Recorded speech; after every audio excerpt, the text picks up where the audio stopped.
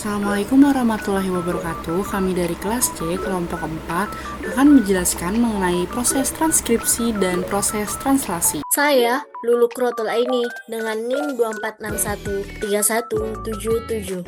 Saya Jasmine Alisha Rauda dengan NIM 24613187. Saya Syahwanaila Rahmatika dengan NIM 24613197. Nama saya Alisa Oktadea dengan NIM 24613153. Saya dengan Putri Purnama Hania Iza dengan NIM 24613163. Yang pertama, di sini saya akan menjelaskan tentang apa itu transkripsi. Transkripsi adalah proses pembentukan RNA dari cetakan DNA yang mempunyai tujuan mengubah informasi genetik yang terdapat pada DNA agar dapat dibawa keluar dari inti sel dalam bentuk RNA messenger. Yang nantinya, kemudian RNA messenger ini akan digunakan sebagai petunjuk dalam sintesis protein melalui proses translasi. Dengan kata lain, transkripsi mengubah informasi dari DNA menjadi mRNA.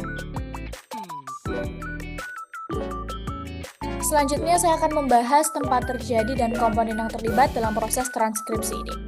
Pada sel eukariot, proses transkripsi berlangsung di dalam inti sel atau di nukleus, sedangkan pada sel prokariot yang tidak memiliki inti sel, transkripsi ini terjadi langsung di sitoplasma. Komponen yang terlibat ada DNA sebagai cetakan atau template untuk sintesis RNA, kemudian ada enzim RNA polimerase yang bertugas menyusun rantai RNA dengan menyalin urutan basa pada DNA, dan ada ribonukleotida seperti adenin, urasil, guanin, dan sitosin sebagai bahan penyusun RNA. Perlu dicatat bahwa pada RNA, timin digantikan oleh urasil.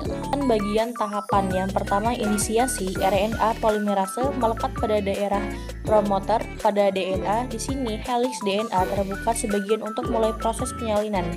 Yang kedua, elongasi RNA polimerase membaca untai DNA dan menyusun untai RNA yang komplement secara berurutan dengan aturan pasangan basa AU, TA, GC, dan CG.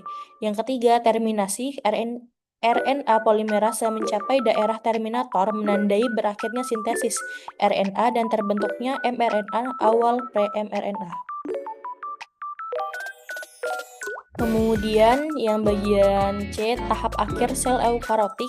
Sebelum mRNA keluar dari inti, ia mengalami beberapa proses pematangan. Yang pertama, splitting, yaitu pemotongan bagian yang tidak diperlukan intron dan penyambungan bagian penting ekson. Kedua, penambahan cap 5 dan ekor poli A untuk melindungi mRNA agar stabil dan dikenali oleh ribosom saat translasi. Proses ini memastikan mRNA yang dihasilkan siap untuk digunakan dalam sintesis protein. Baik, di sini saya akan menjelaskan bagaimana proses translasi. Pengertian dari translasi adalah proses sintesis protein yang terjadi di ribosom dengan menggunakan messenger RNA, mRNA sebagai cetakan untuk merangkai asam amino menjadi rantai polipeptida. Proses ini dibagi menjadi 3 tahap utama, yaitu yang pertama, inisiasi, kedua elongasi, dan ketiga terminasi. Pada tahap inisiasi, subit kecil ribosom menempel pada mRNA di bagian yang mengandung kodon start, biasanya AUG. tRNA yang membawa asam amino pertama yaitu metionin, kemudian menempel pada kodon tersebut dengan bantuan energi dari GPT dan faktor inisiasi.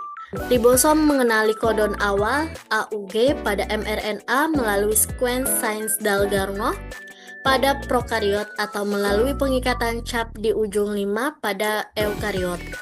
tRNA inisiator yang membawa metionin kemudian menempati tempat P pada ribosom. Ribosom ini memiliki 3 sisi pelekatan, yaitu A. amino asil, P. peptidil, dan E. exit. Selanjutnya ada tahap elongasi. Pada tahap ini ditandai dengan penambahan asam amino secara berurutan ke rantai polipeptida yang sedang tumbuh. Ribosom bergerak dari ujung 5 ke 3 mRNA, sementara amino asil tRNA masuk ke tempat A sesuai dengan kodon yang dibaca. Enzim peptidil transferase atau yang merupakan aktivitas ribosim dari rRNA membentuk ikatan peptida antara asam amino. Setelah ikatan terbentuk, ribosom bergeser yang merupakan proses translokasi, memindahkan tRNA lama ke situs E untuk keluar dari ribosom. Sementara tRNA baru masuk ke situs A untuk melanjutkan prosesnya.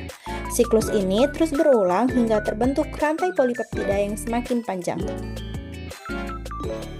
Tahap terakhir adalah tahap terminasi. Pada tahap ini, ribosom membaca kodon stop yaitu UAA, UAG, atau UGA.